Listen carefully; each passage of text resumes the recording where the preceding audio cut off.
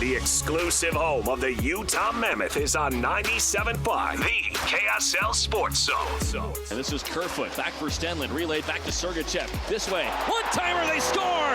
And it's the first of the year for Alexander Kerfoot. Welcome back.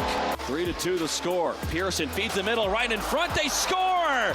And this one is Morgan Barron. 2 quick goals from Winnipeg, and all of a sudden, we're tied at 3. The Jets have come storming back. Dylan Guenther gets to a loose puck, and the Mammoths start with possession. Guenther through center, a 2-on-1. Guenther, pass across, Keller scores! Merry Christmas, you filthy animal! Clayton Keller wins it in overtime! You're locked into JJ and Alex on 97.5, the KSL Sports Zone. Mike Fulta with the Home Alone reference in a call. Pure genius. I don't know what awards they have for hockey play-by-play guys, but it's a wrap. He wins on that alone. Love it. JJ and Alex, 97.5, the KSL Sports Zone. Jeremiah Jensen, Mitch Harper in today for Alex Curie. Mammoth fans, the break is over.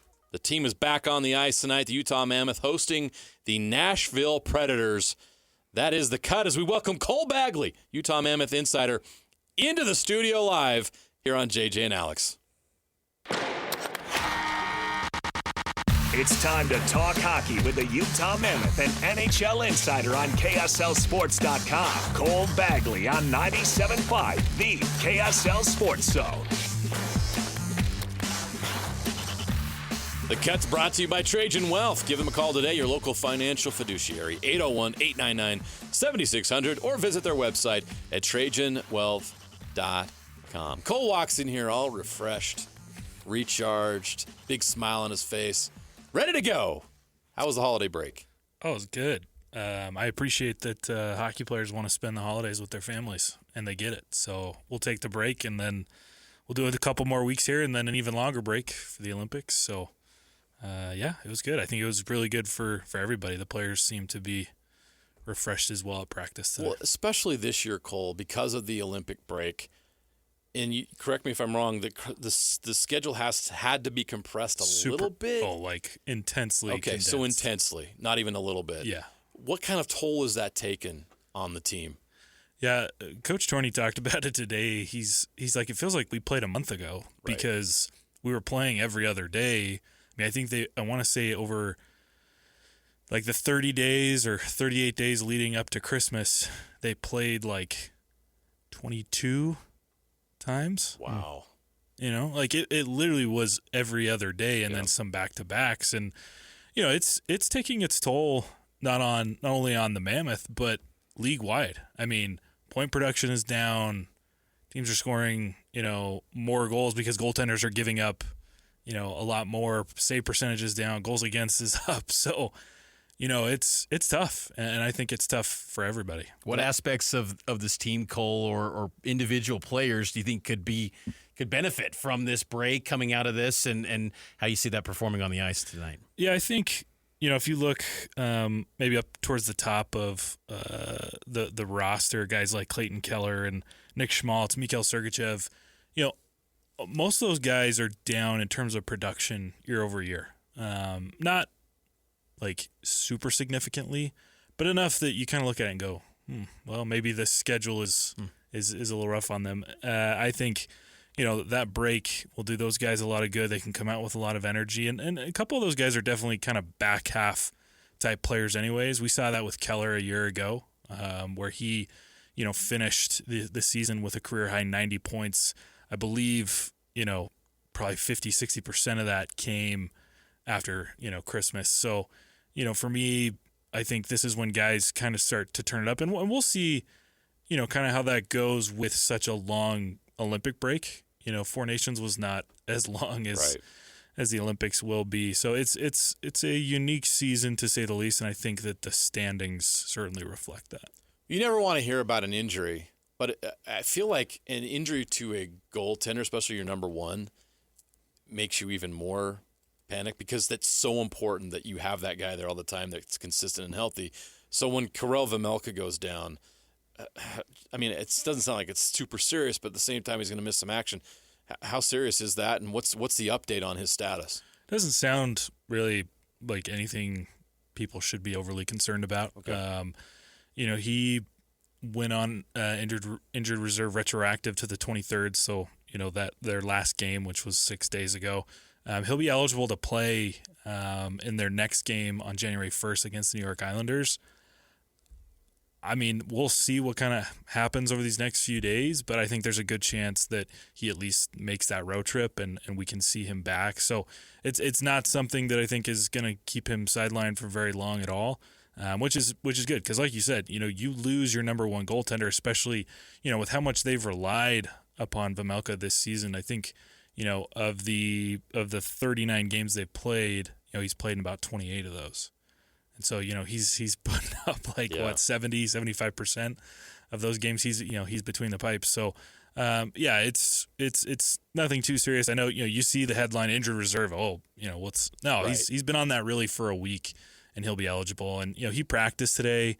He wasn't a full participant in morning skate, but he went through some of the drills he was practicing before. He didn't seem too bothered. So I don't think it'll be very long. Tonight's game, the Nashville Predators. This is a team that obviously has a lot of talent, but they've underperformed over the last 2 seasons. Yet I look at the standings; they're just 3 back of the Mammoth and 3 back of a wild card spot. So how much of an impact does that make in the significance of tonight's game when it's a team that's in your division and it's a team you're competing for that last wild card spot for? Yeah, I mean the West is crazy tight right now in terms of the standings. I mean, from the wild card 1 spot down to the 9th spot is only a differential of about 7 points, and if you jump up just to 7, it's 5, right? So 2-3 game difference between about 6 spots, and Nashville has kind of started to figure things out a little bit. I'm not convinced that they're going to make the playoffs necessarily, but they're 6-4 over their last 10. They play a very aggressive style. They're really good in front of the net, and like you said, they have a lot of talent. Steven Stamkos and Marchessault and Riley.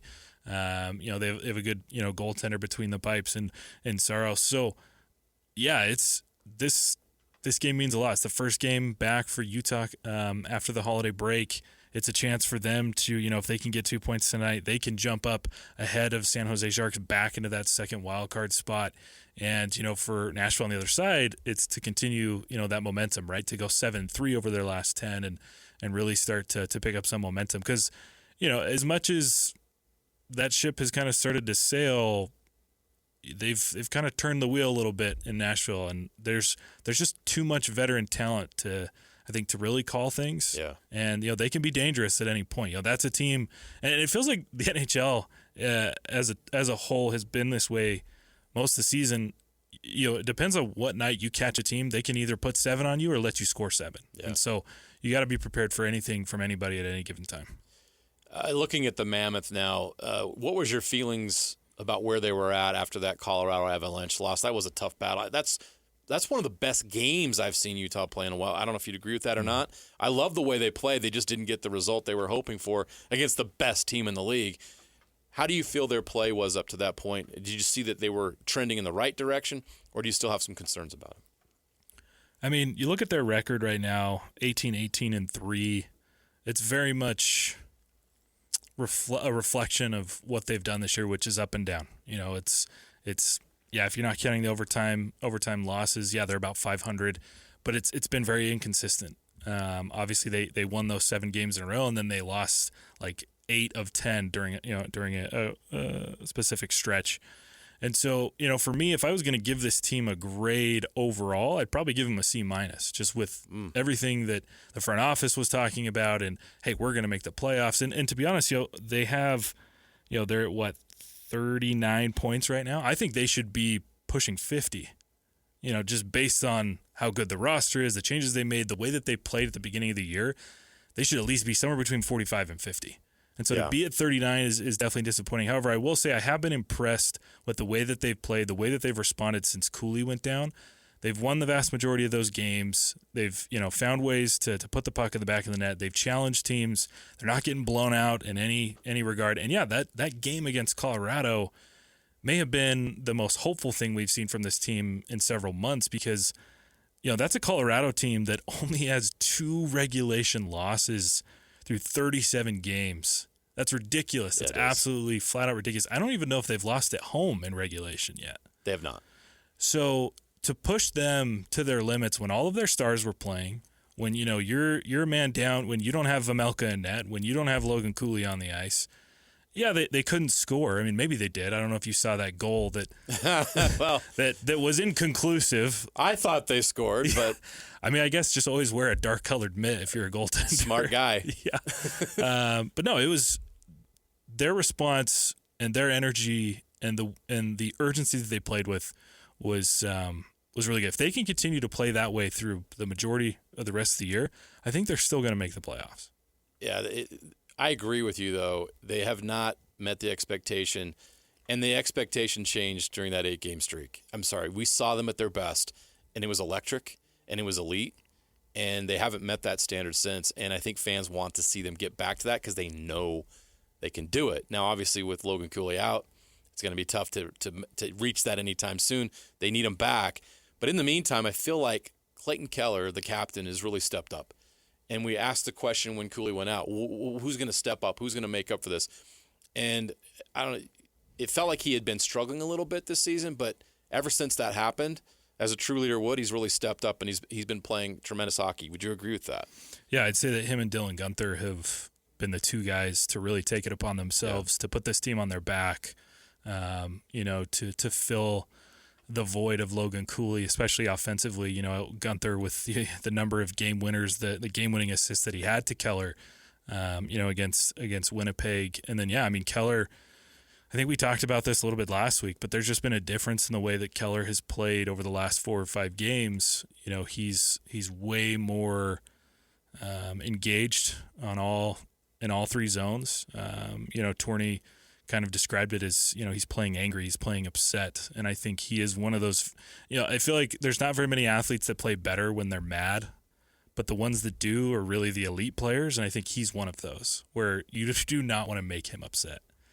It's why I think he had such a good second half of the year last year was he was snubbed from that USA 4 Nations roster. Yeah. He'll tell you 10 out of 10 times that had nothing to do with it, that he didn't take it personally. Calling complete crap on that one. 100%. He did. And, so you don't want to put Keller in a situation where he takes it, personally. And that's the way that he's played over these last few games. And it's why he wears that C, right? The captain has to lead by example, and that's what Keller's done.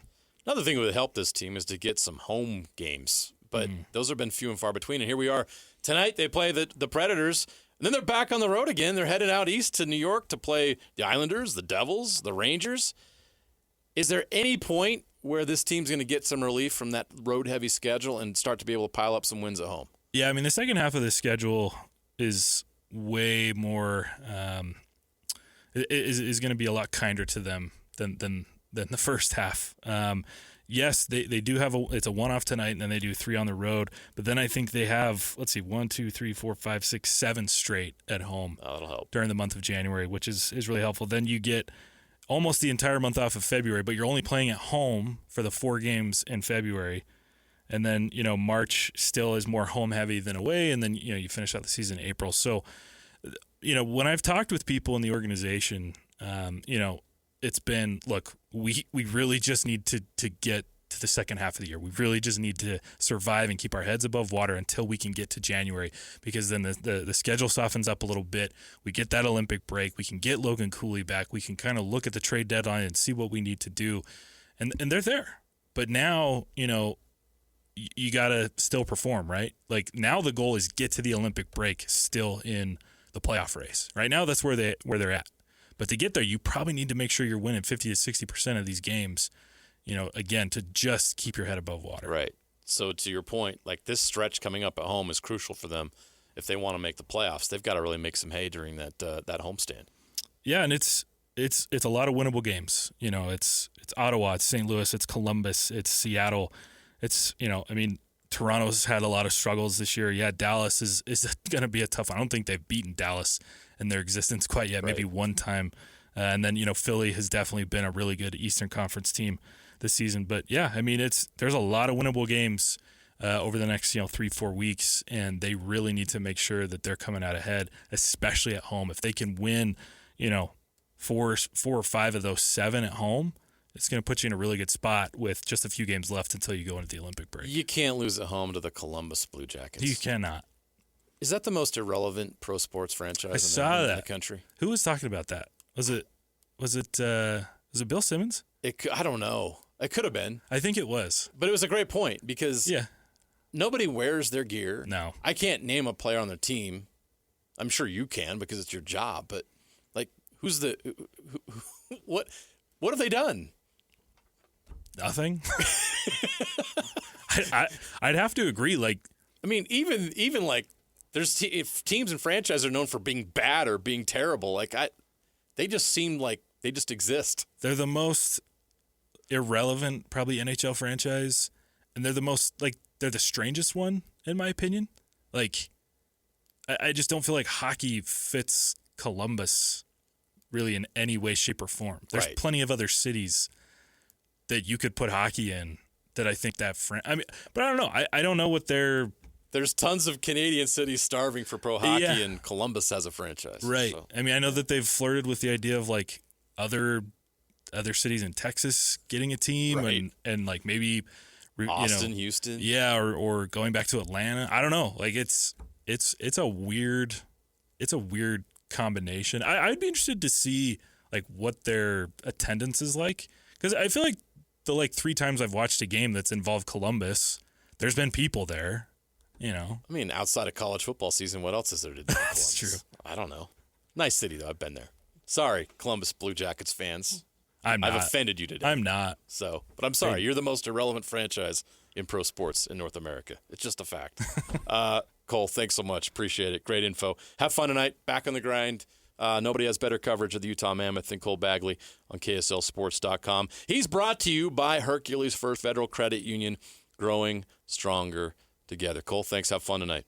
Appreciate it, guys. All right. We got to take a break. When we come back, the Jazz Daily. The Jazz are good. The Jazz are really good. You should watch this team. They're fun. We'll talk about it next. JJ and Alex, 97.5, the KSL Sports Zone.